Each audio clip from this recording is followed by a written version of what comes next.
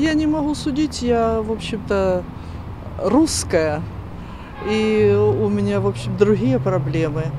Слышала об этом канале, что они неправдиво освещают события.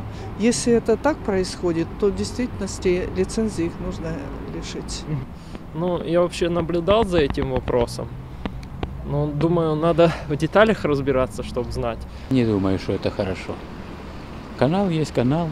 Канал я этот не смотрю, честно сказать. Может быть, подписи собрать у жителей, у крымских татар наверняка все будут против закрытия. Это единственный крымско-татарский канал. Честно, я не слышала и не задумывалась об этом. Как отношусь? В принципе, закрывать ничего не надо. Надо работать с людьми, надо объяснять, может быть, что-то спорить, доказывать, кто прав, кто не прав. Конечно, отрицательно, потому что это единственный в мире и первый крымско-татарский телеканал, который является неотъемлемой частью крымско-татарского народа.